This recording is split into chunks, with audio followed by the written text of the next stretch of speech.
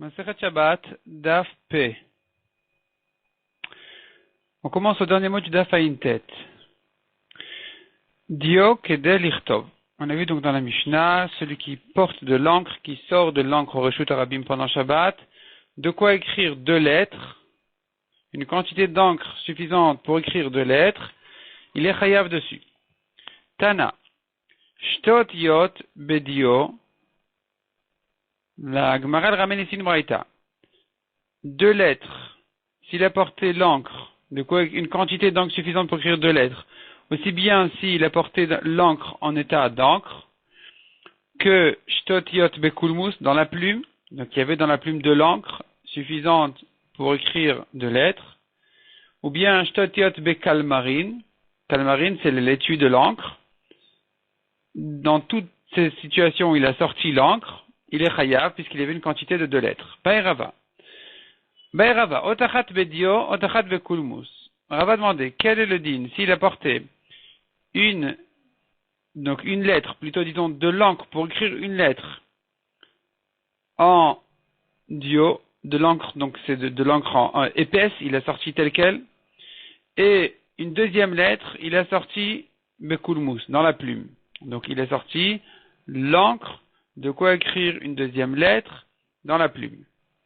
Ou bien, otachat bekalmarin, maou. Ou bien que il avait sorti donc une lettre bekalmarin dans l'étui de l'encre. Qu'est-ce qu'il en est? Le tube de l'encre, maou, teku. La Gemara reste en safek, est-ce que je peux associer de l'encre qui est dans ces 2 endroits différents pour le rendre chayav, oui ou non? Donc ça reste en safek. Amarava. Otishtot yot, uktavan kshu me'alech. Celui qui a sorti de l'encre pour écrire 2 lettres. Et donc il porte l'encre au Reshut Harabim, il ne s'est pas arrêté. S'il s'était arrêté, ça s'appelle qu'il a posé l'encre. Il a fait une anacha en s'arrêtant. Ici, il ne s'est pas arrêté, mais en marchant, il a écrit. Il a écrit les 2 lettres. Donc tavan kshu me'alech, donc il a écrit les 2 lettres en marchant. Chayav, il est chayav, non seulement pour avoir écrit 2 lettres, mais aussi parce que il a fait la anacha, il a posé les 2 lettres en les écrivant. Ktivatan, zoy anachatan. Leur écriture, d'avoir écrit les 2 lettres, c'est ça ce qui est considéré comme les avoir posées. Ve'amarava, hoti otachat, uktava. Celui qui a sorti une lettre, donc de l'encre pour une lettre, et il a écrite. Ve'chazar voti otachat, uktava. Et ensuite, il a porté encore de l'encre pour une lettre, et il a écrit elle aussi, patour. Maïtama, pour quelle raison il est patour? Beidna de afkalebatraita, car au moment où il a porté la 2e lettre, l'encre de la 2e lettre, chassar le shiura de kamaita. Il lui a manqué la quantité de la première lettre, puisque la première lettre, elle a déjà été écrite, elle a déjà été posée, c'est terminé. Donc, on ne peut pas les associer. Elle a déjà séché, ça y est, elle n'est plus là, donc on ne peut pas les associer, il est pas chayav. Ve'amarava.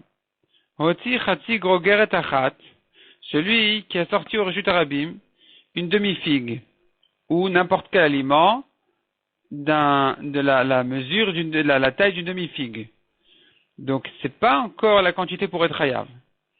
Ve'enicha, il a posé au Reshut Harabim. Ve'chazar voti chatzi grogeret achat ve'enicha. Et ensuite il a ressorti une demi-figue et il a posé au Reshut Harabim. Rishona nasa kemi sheklata kelev. La première demi-figue, c'est considéré comme si elle n'était plus là, c'est comme si elle n'avait pas été posée, c'est comme si elle avait été attrapée par un chien, ou qu'elle était brûlée en la jetant, donc il n'y a pas eu de anacha sur la première moitié, ou patour, et donc il est patour. Donc ici, on ne pourra pas associer les 2 demi-figues, on dira que puisque d'abord il a posé la première moitié, et ensuite il a sorti la deuxième, on ne les associe pas, il est patour. Ve'amai, pourquoi est-ce qu'on ne peut pas les associer? Ha'amancha, pourtant la voilà, elle est posée devant nous. On devrait, oui, les associer, puisqu'il a sorti 2 demi-figues en un he'elem, un oubli. On devrait les associer. Pourquoi est-ce qu'on compare ça à un cas où la première moitié n'a pas du tout été posée? Elle a été attrapée par un chien. Répond la Gemara Amar. Cette objection, elle est vraie. La Gemara, elle accepte l'objection. C'est vrai qu'on devrait dire que ça s'associe, oui. Ici, on parle d'un autre cas. Vim kadam vikbia rishona kodam anachat shniya. S'il avait relevé la première moitié avant d'avoir posé la deuxième, alors Naaset Rishona Kameshin et Kleta Osheni Srefa ou Patour.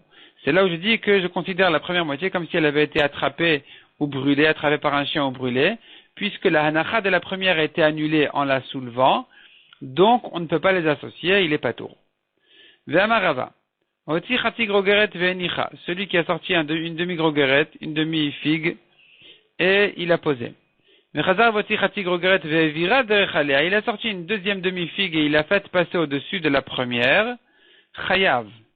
Ici, il est chayav comme s'il l'avait posé. Malgré qu'il est en train de marcher, qu'il ne l'a pas posé, il ne s'est pas arrêté, il ne l'a pas lâché, il est quand même chayav. Ve'amai. Pour quelle raison il est chayav, demande la Gemara. Halonar, pourtant ça n'a pas été posé, la deuxième moitié. Répond la Gemara qui compte chez Vira Torchlosha. Il a fait passer dans les 3 tfachim de la première. Et donc, c'est comme si ça avait été posé. Dans les 3 tfachim, c'est comme si c'était considéré comme si elle était posée là-bas en même temps que la première, et donc il est chayav. Demande la Gemara Ve'ama Rava Torchlosha le Rabanan. Pourtant, Rava a dit que selon Rabanan, dans les 3 tfachim, tsarich hanachal gabe mashu, on ne considère pas comme si ça avait été posé. Il faut quand même que ce soit posé sur quelque chose. Répond la Gemara Lokashia.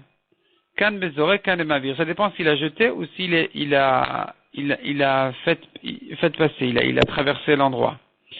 Si quelqu'un jette un objet, même s'il le jette dans les 3 tfachim du sol, je ne dis pas selon Rabbanan que c'est comme si ça avait été posé. Il faut que ce soit posé sur un quelque chose.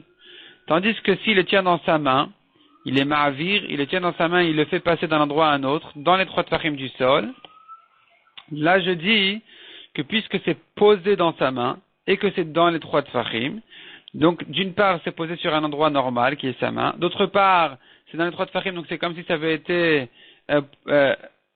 touché le sol. Et donc ici effectivement on pourra dire que on peut associer cette deuxième moitié avec la première pour le rendre chayav. Tanoura Banan au milieu de la page en début de ligne. Il a sorti une demi-grogeret, une demi-figue, et ensuite il a ressorti encore une demi, donc il a posé la première, il a ressorti la deuxième, il a posé aussi, en un oubli, il n'a pas appris entre les deux qu'il a fait une avera, chayav. On associe les deux, on arrive à une quantité, ça se complète à la quantité qu'il faut pour le rendre chayav. Par contre, bishté à la mode, patour. Si entre la première moitié et la deuxième moitié, il a appris qu'il avait fauté, et ensuite il a réoublié, alors on ne peut pas associer l'une avec l'autre, il est patour. Il est patour parce qu'il n'y a pas de quantité pour le rendre chayav, ni la première fois, ni la deuxième. Rabbi Yossi Omer, Be'elem echad lirshut echad chayav, en un oubli, il n'est pas évident, on ne dira pas toujours qu'on peut associer les deux moitiés. C'est pas évident. Ça dépend s'il a fait en un oubli, même s'il a fait en un oubli, ça dépend où est-ce qu'il a posé les deux moitiés. S'il les a posés les deux dans le même reshoot, il est sorti de sa maison, il a posé une demi-figue. Il est ressorti de sa maison, il a reposé une demi-figue dans le même reshoot arabim, là c'est clair qu'il est chayav. Mais si c'est l'ishté reshuyot, patour. S'il avait sorti de sa maison un reshoot arabim et de la maison de quelqu'un d'autre un autre reshoot arabim, il est patour. Pourquoi je ne peux pas associer un reshoot arabim avec l'autre? Amar Rabba, vehu sheyesh chiyuv chatat benem. Il faut que les deux reshoot arabim soient séparés par un reshoot achid, qui est un domaine complètement opposé au reshoot arabim, au pluriel, au reshuyot arabim, dans lesquels il avait posé les deux moitiés. Ces deux reshuyot arabim sont séparés par un reshoot achid, qui est donc un domaine opposé complètement à eux, à tel point que celui qui porterait de l'un à l'autre, de ce reshut achid à un de ces deux reshut arabim serait chayav khatat, c'est ce qu'on dit chez Yesh Chiyuv Khatat Benehem. Donc puisque ici ils sont tellement séparés l'un de l'autre, là c'est pour ça que je ne dirais, on ne peut pas associer la moitié de shiur, donc la demi-figue qui a été sortie à un reshut arabim avec la demi-figue qui a été sortie à l'autre reshut arabim. Aval karmelit lo, mais si le domaine qui est entre les deux reshut arabim n'est pas si opposé que ça à eux. Ce n'est qu'un carmélite, c'est-à-dire c'est un domaine qui interdit midé rabanan de sortir de lui au reshuyot arabim. Donc ici, puisqu'il n'est pas si opposé que ça à ces deux reshuyot arabim, il ne peut pas être considéré comme une séparation entre les deux reshuyot arabim, donc on pourra lui associer l'eau, ici dit la Gemara, carmélite l'eau. Ici on ne dira pas qu'il est patour. On ne dira pas qu'on ne peut pas associer un demi-gros guéret avec l'autre demi-gros guéret. On va lui les associer et donc il sera chayav.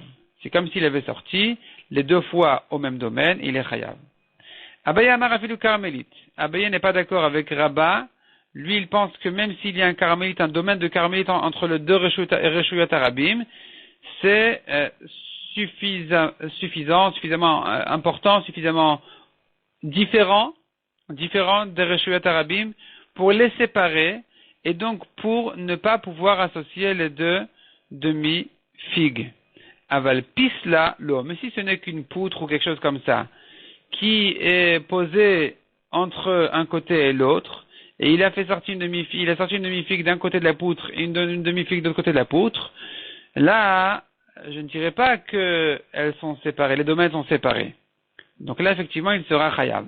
Le Rava Amar Afilu pisla. Rava dit même une pisla, même une poutre ou quelque chose comme ça, un bois qui sépare la largeur qui est surtout traverse la largeur du Reshut Arabim, et il a sorti d'un côté il a sorti une demi-figue, de l'autre côté une autre demi-figue, eh bien elles sont séparées, il est pas tour.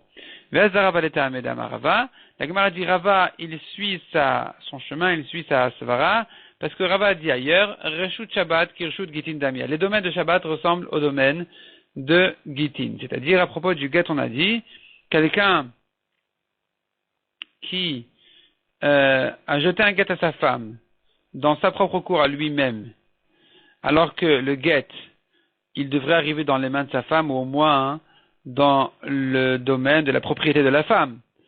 Et lui, qui voulait quand même se débarrasser de sa femme, il lui a prêté très gentiment, il lui a prêté donc sa cour, évidemment pas sa cour entière, Chas v'Shalom, il a prêté de quoi?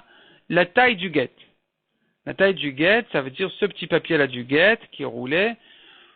Il lui a prêté cet endroit-là où le guet va atterrir. Il a prêté généreusement à sa femme pour que maintenant ce soit considéré comme sa propriété à elle, pour qu'elle puisse acquérir le guet et se divorcer.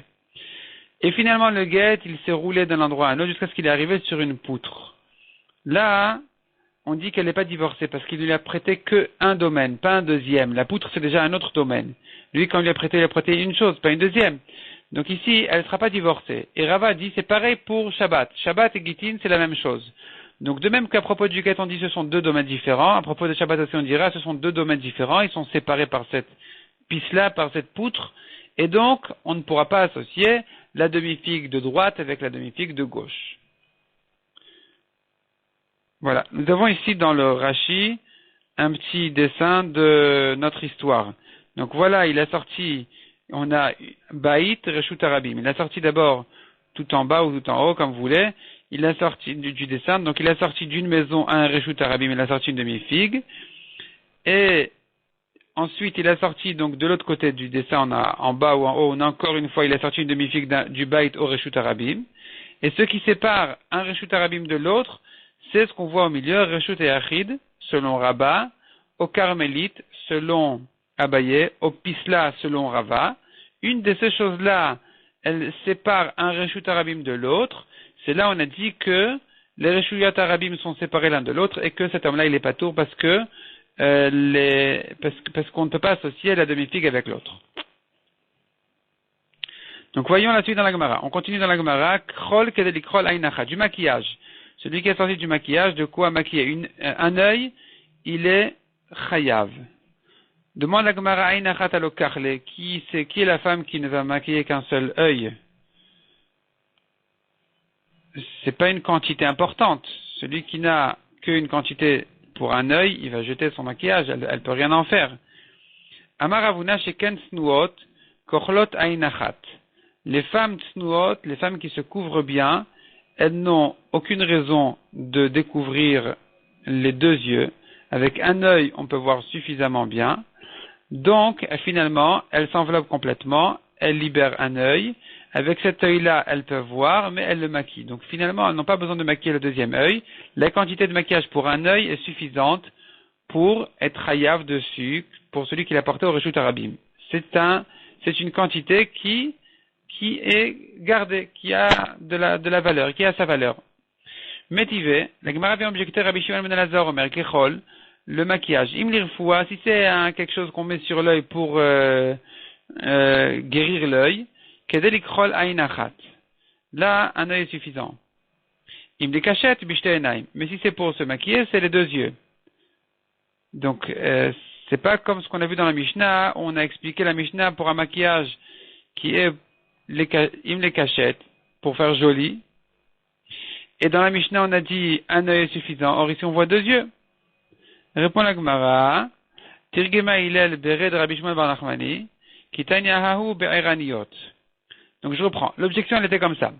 L'objection, elle était, dans notre Mishnah, on voit qu'un maquillage, il suffit d'un œil, donc d'une quantité pour un œil, pour être hayav dessus. Pourquoi? Parce qu'il y a des personnes, il y a des gens, il y a des femmes qui accordent de l'importance à cette quantité-là. C'est une quantité qui a de la valeur. Pourquoi? Parce qu'il y a des femmes qui l'utilisent, qui se suffisent d'un œil. Et la Gemara, l'objet de cette braïta-là, on voit que non, un œil de maquillage est insuffisant, il faut les deux. Répond la Gemara, Tirgema Hillel bered Rabbi Shmuel bar Nachmani. Donc il a interprété cette braïta, Kitanyahi be'eraniyot. Cette braïta, elle ne parle pas de grandes villes, elle parle de villages. Les femmes des villages, elles ont moins besoin de se couvrir parce que il y a moins de plaisanteries dans les villages, il y a moins de rencontres, de mauvaises rencontres, et donc elles peuvent ouvrir les deux yeux, elles peuvent découvrir les deux yeux, et donc les maquiller les deux. C'est pour ça que dans les villages, le maquillage d'un œil est une quantité insuffisante pour être hayav dessus, elle n'a pas d'importance, on ne la garde pas, il faudrait une quantité pour les deux yeux. Shava kedeliten alpinekev katan, Tana kedeliten alpinekev katan shel yain. Cette phrase-là, elle est effacée, elle entre parenthèses, elle est effacée, on l'a déjà vu dans la Mishnah. Donc on parlait de la cire de quoi boucher un petit trou. La Gemara explique qu'il s'agit d'un petit trou du vin. Donc si dans la bouteille de vin, dans le tonneau, il y a un petit trou, on met de la cire pour boucher ce petit trou-là, cette quantité de cire-là est suffisante pour être hayav dessus. Devek kedeliten berosh hashafshaf.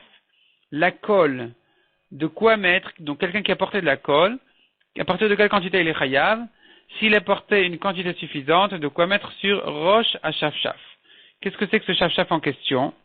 La Gemara explique, Tana kedeliten berosh shafshaf, chez berosh kanesh al tayadin. Donc c'est les chasseurs qui mettent sur un roseau, ils plantent un roseau par terre, et à la tête du roseau, il y a une petite étagère, et sur cette petite planche, ils mettent de la colle, une grande quantité de colle, de manière à ce que les oiseaux qui viennent se poser dessus, ils soient attrapés là-bas. Ils se collent, ils soient attrapés. Il faut beaucoup de colle pour les attraper, et donc cette quantité de colle-là, c'est la quantité minimum pour être hayav dessus. Zefet vegofrit, kedei laasot vechule.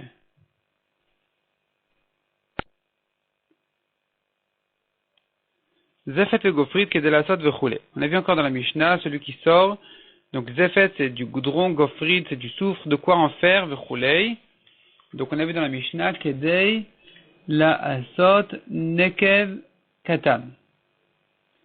Rashi expliqué.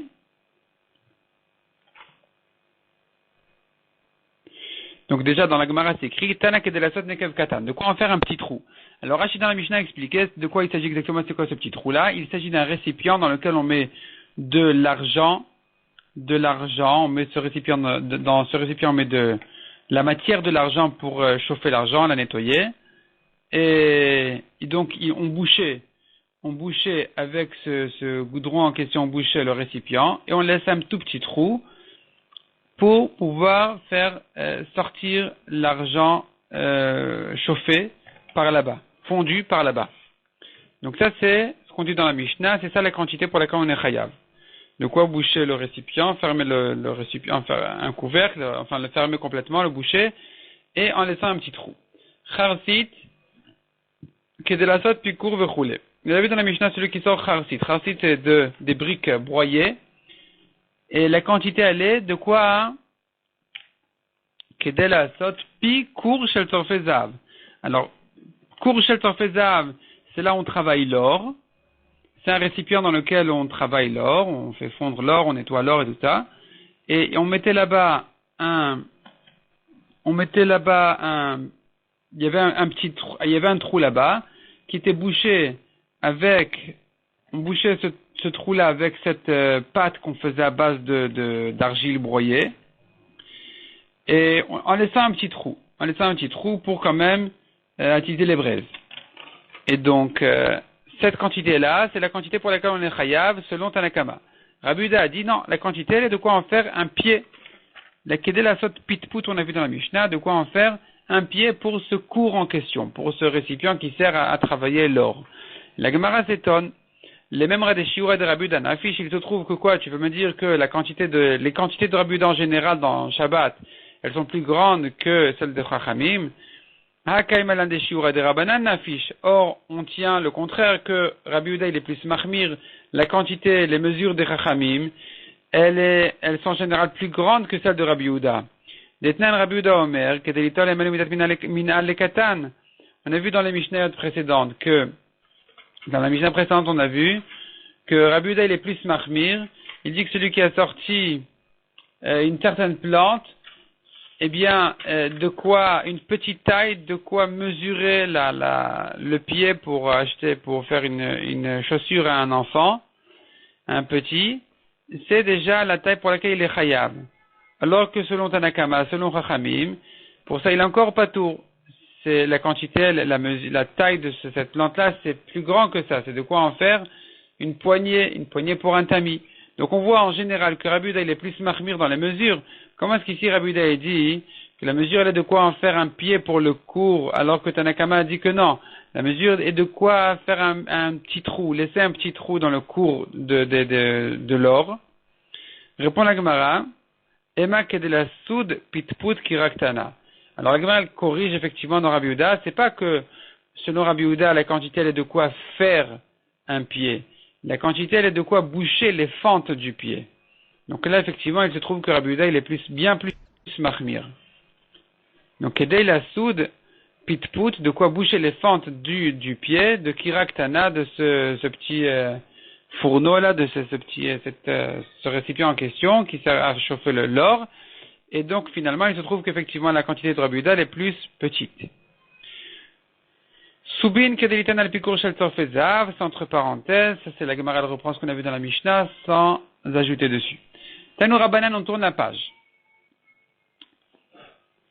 Amoti se'ar, celui qui sort des cheveux, des poils. Kedelega bel boetatit. Donc les cheveux, ils font durcir le ciment, c'est bien pour le ciment, et donc la quantité elle est une quantité suffisante pour pétrir avec le ciment. Tit, la sot pikur shel tzorfezav. Et le ciment lui-même, quelle est sa quantité? De quoi en faire pareil? Pikur shel tzorfezav, donc une ouverture au cours de ceux qui travaillent, au cours c'est le récipient de ceux qui travaillent dedans, qui chauffent dedans l'or. Sid, kedel asoud. Sid, on a vu dans la Mishnah, la cho, kedel asoud ktana shebabanot. On a vu dans la Mishnah, c'est de quoi mettre sur une petite fille, cette chose-là pour faire enlever ses poils. Rabbi Yehuda Omer kedel asot kalkal, Rabbi Nechemia Omer kedel asot undifi. C'est ce qu'on a vu dans la Mishnah, la Gemara va expliquer qu'est-ce que c'est que ces choses-là. Donc la Gemara reprend ce qu'on a vu kedel asoud tana. Kedelasoud etzbak tana shebabanot. De quoi mettre sur un petit doigt des filles pour enlever les poils.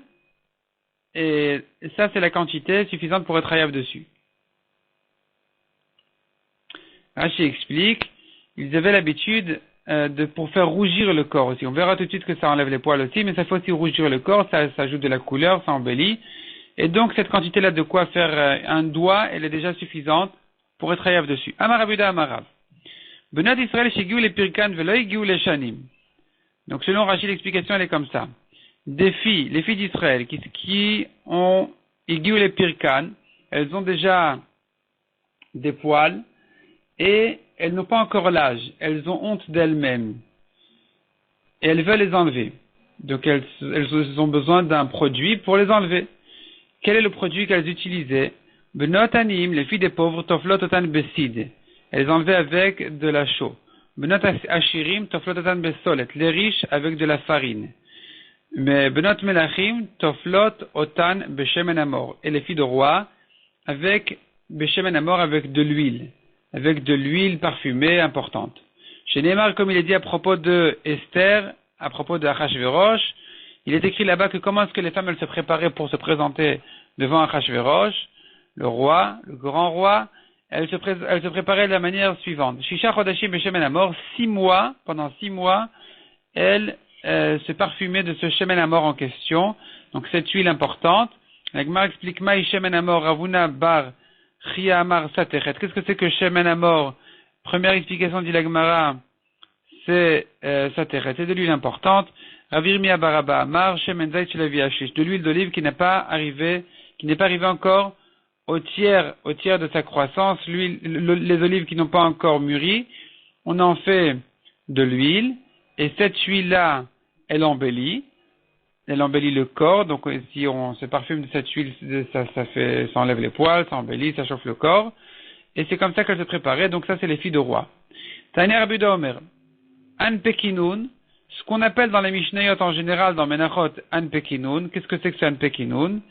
Shemen Zayt Shelavi Ashlish, c'est de l'huile d'olive qui n'est pas encore arrivée au tiers de sa croissance. Vela Masachin, pour quelle raison on l'utilise? Pour s'enduire de cette huile-là, chez Mashir et Asar ou Me'aden Abassar, car ça fait tomber les poils, et Me'aden Abassar, ça raffine la chair. La Gemara ramène une histoire. Ravivi avia le brata. Ravivi, il avait une fille. Tafla, ever. Et il lui mettait un membre après l'autre, il lui mettait de la chaux pour la faire rougir, pour l'embellir. Shakalba arba meot zouzé. Quand il l'a mariée, on lui a payé 400 zouz pour se marier avec sa fille tellement elle était belle. Hava ou nochri beshivute, il avait un voisin goy. Havia le brata, ce voisin goy, il avait aussi une fille comme Ravivi, mais apparemment, il avait moins de sechel, il était plus bête il était bête, il était bête. Et donc, il n'a pas compris exactement le système de Ravivi de travailler. Et qu'est-ce que lui, il a fait? Tafla bechad zimna, il a enduit sa fille de chaud en une fois, ou meta, et elle est morte. Amar katal Ravivi librati. Et ce goy-là, il a dit, voilà, Ravivi, il a tué ma fille. Donc, c'était comme si, à ses yeux, Ravivi, il avait tué sa fille, parce que il a pris un mauvais exemple, il n'a pas su refaire ce que Ravivi avait fait exactement, et c'est comme ça qu'il a perdu sa fille. Amar Rav Nachman, Ravivi deshati shichra, bayan bnate tafla. Rav Nachman a dit, écoutez, Ravivi, lui, qui boit de l'alcool, ses filles ont besoin de tout ce traitement-là. Parce que Rachidi, ça noircit la peau, la chair, et ça fait pousser des poils. Donc elles ont besoin de ce traitement-là. Anan de l'oshatinan shachra. Mais nous qui ne buvons pas d'alcool, lo bayan benatan tafla. Nos filles n'ont pas besoin de ce tafla en question, tout ce traitement-là de chaud. Et parce que de nature, elles n'en arrivent pas là. Rabbi Yehuda Omer, kedel asud qu'il coule. Donc selon Rabbi Yehuda, la quantité, elle n'est pas de quoi mettre sur un doigt, mais de quoi mettre sur le kilkul. Maï kilkul ou maï indifi. Donc selon Rabbi Yehuda kilkul, selon Rabbi Nechemia indifi, qu'est-ce que c'est que ces choses-là? Amarav, tzida ou batzida. Tzida c'est la tempe, batzida c'est les poils qui sortent plus bas que la tempe. Et donc selon Rabbi Yehuda, la quantité elle est de quoi enlever les poils qui poussent là-bas sur la tempe. Selon Rabbi Nechemia, de quoi enlever les poils qui sont en dessous de ça. Et la Gemara elle s'étonne, mais finalement il se trouve que selon Rabbi Yehuda, la quantité elle est grande, c'est plus grand que de mettre sur un doigt. Donc finalement, ou plutôt en tout cas, c'est plus grand que Rabbi Nechemia, ça c'est clair. Rabbi Yehuda il donne une plus grande quantité que Rabbi Nechemia qui dit que c'est de quoi enlever les poils qui sont en dessous de la tempe. Lui Rabbi Yehuda dit de quoi enlever les poils de la tempe elle-même. Et donc la question se pose, les mêmes rats des shiura de Rabbi Yehuda n'affichent. Il se trouve que Rabbi Yehuda, sa quantité et sa mesure, elle est plus grande que celle de Rabbi Nechemia. Hakai malan, des shiura de Rabbanan n'affichent. Or, nous tenons en général que c'est les mesures de Chachamim en général qui sont plus grandes que celles de Rabbi Yehuda. Donc, comment se fait-il ici que comment c'est possible ici que Rabbi Yehuda il nous donne une mesure plus grande que celle de Rabbi Nechemia? Répond la Gemara. Zuta midrabanan venafish midrabi Nechemia. La quantité de Rabbi Yehuda ici elle est plus petite que celle de Chachamim, mais elle est plus grande que celle de Rabbi Nechemia. Donc finalement Rabbi Yehuda effectivement, comme d'habitude, il donne une plus petite quantité. Simplement, ici c'est une plus petite quantité que Chachamim, pas que Rabbi Nechemia. Metiveh la Gemara objecté Amar Rabbi. Nirin divrei Rabbi Yehuda bechabut, vedivrei Rabbi Nechemia bebetza.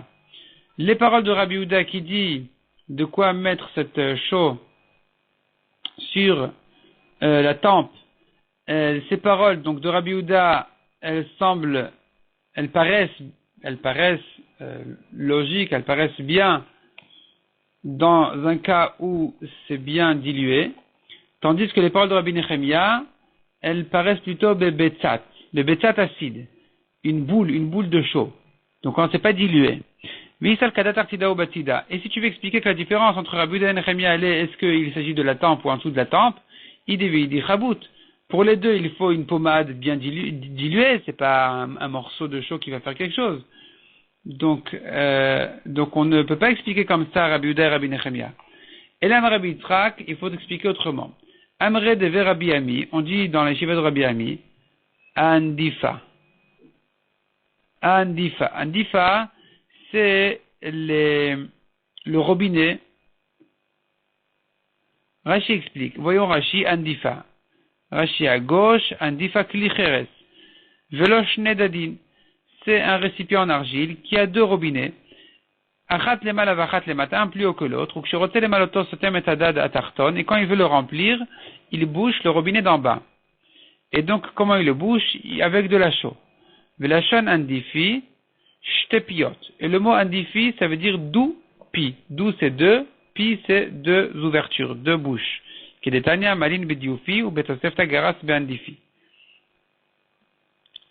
Donc, ici, ça sera ça la différence entre Rabbi Yehuda et Rabbi Nechemia.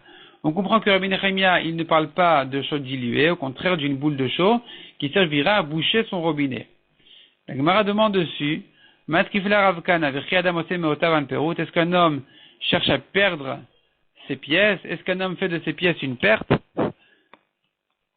Ici, cette chaux-là, elle va se ramollir et finalement il y aura une fuite de vin, donc il va perdre son vin. C'est pas logique de faire comme ça. Et la Rav Kahana, shnatot. Rav Kahana dit non. La chaux ici, elle sert à peindre des signes qui montrent où arrivent à chaque fois les mesures de son récipient. Donc il met 1 litre, 2 litres, 3 litres, à chaque fois il fait un petit trait et il le peint avec cette chaux-là. Donc cette quantité-là, c'est ça la quantité qu'il nous faut et c'est ça ce qu'on appelle andifi. Selon Rabbi Nechemia, c'est ça la quantité pour laquelle il est chayav. Et là, ça doit être épais effectivement, c'est pas dilué. Et c'est sur ça que Rabbi Nechemia appelait andifi, c'est ça sa quantité.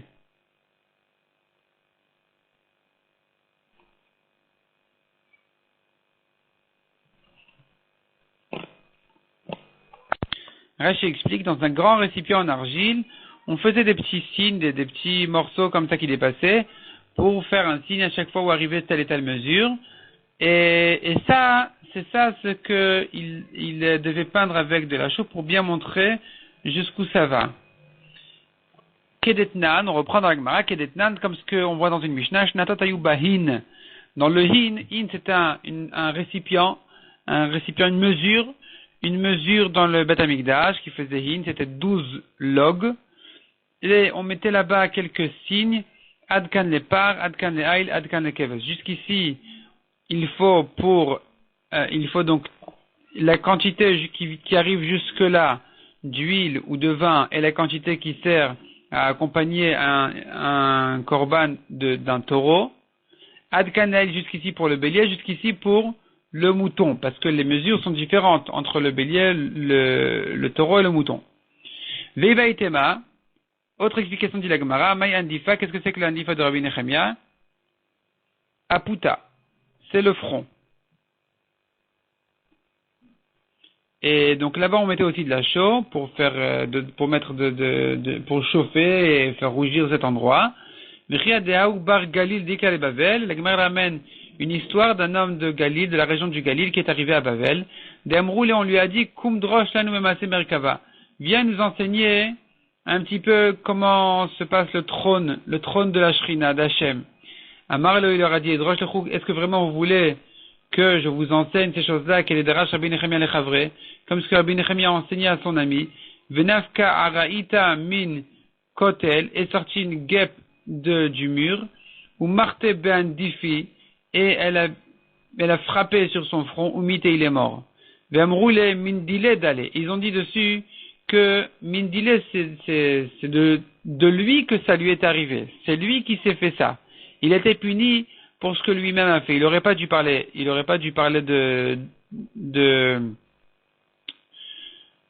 d'études si hautes que ça à cette occasion-là. Et donc c'est pour ça qu'il voulait leur dire je ne peux pas vous parler de ça ici. C'est pas un enseignement à dire maintenant. C'est pas ça. Et donc en tout cas on voit que Aputa c'est le front. Ça c'est un difi, la Gemara dit. Donc un difi c'est le front. Mishnah suivante. Adama kechotam amartsufin. De la terre, quelqu'un qui a porté de la terre, quelle est la quantité de terre pour être hayav? Alors la quantité elle est kechotam amartsufin, d'ivrei Rabbi Akiva. Donc selon Rabbi Akiva, c'est comme de quoi en faire un tampon pour des grands sacs. Et cette quantité-là, donc, elle est un tampon pour fermer les grands sacs. C'est ça la quantité pour être hayav. Vachachami omrim kechotam eigrot. Selon Chachami, même une petite quantité, de quoi tamponner les lettres, les lettres qu'on envoie, qu'on veut laisser fermer, et donc on les ferme et on les tamponne pour pas qu'on les ouvre, avec de la terre. On en fait apparemment une pâte qui ensuite on fera avec un tampon et pour bien montrer que personne n'a ouvert la lettre. Et ça c'est la quantité pour être hayav. Zevel vecholadak, des engrais et du sable fin, kedelezabel kelach shel kruv divrei Rabbi Akiva. De quoi engraisser un trognon de chou selon Rabbi Akiva. Vachachamim omrim kedelezabel kresha. Selon Chachamim, c'est de quoi engraisser. Kresha, c'est un autre légume. Cholagas, Rachid dit que la quantité donc de cet autre légume selon Chachamim, c'est plus petit que celui de Rabbi Akiva. Cholagas, du sable épais, kedeliten al-melok kafsid, de quoi mettre sur une cuillère de chaux. On verra dans la Gemara à quoi ça sert. Kane kedelasot kulmus, un roseau de quoi en faire kulmus, un stylo. Veimaya ave omerusas, si le roseau était trop épais, on ne pouvait pas en faire un roseau, ou bien il était déjà cassé, fendu, on peut plus en faire un stylo. Alors la quantité la mesure elle sera que des vachel au beta kala chez babetim. Donc de quoi cuire un œuf léger, le plus léger des œufs, troufa untuna bailfas, qui est bien remué, mélangé et qui est mis dans la poêle. La Gemara reprend ce qu'on a vu sur le sable qui est mis dans une cuillère de chaux. Almelo kafsid. Donc on a vu de quoi remplir une cuillère de chaux. Tana kedeliten al pikaf shel sayadin. De quoi mettre dans la cuillère des peintres. Man tana de cholma lelesid. Qui est le tana qui pense que le sable, il est bien pour la chaux? Amar Vriza Rabbi Udaï. Ça va comme Rabbi Uda de Tanya. Un homme ne peut pas peindre sa maison avec de la chaux en souvenir de la destruction du Beth Amikdash et la imken erev voteven ochol, sauf si vraiment il ajoutait de la paille ou du sable et donc ça ne sera pas si blanc que ça. Et dans ce cas-là, il aura le droit de peindre sa maison de cette manière-là. Rabbi Uda Omer, teven mutar chol asur. Rabbi Uda dit s'il a mis de la paille c'est permis.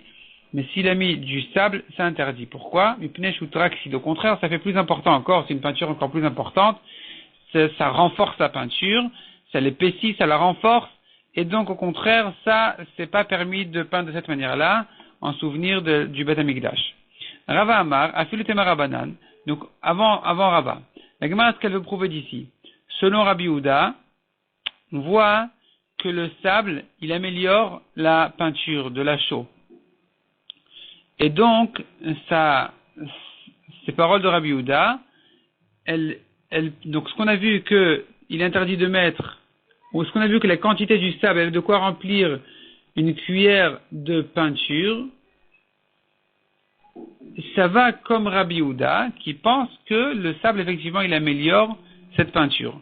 Rava Amar, Afilut et Marabanan, selon Rava, non, on n'a pas besoin de dire comme Rabbi Yehuda. Même selon Chachamim qui disent que il est permis de mettre du sable dans la peinture, au contraire, c'est comme ça que c'est permis, sans ça c'est interdit.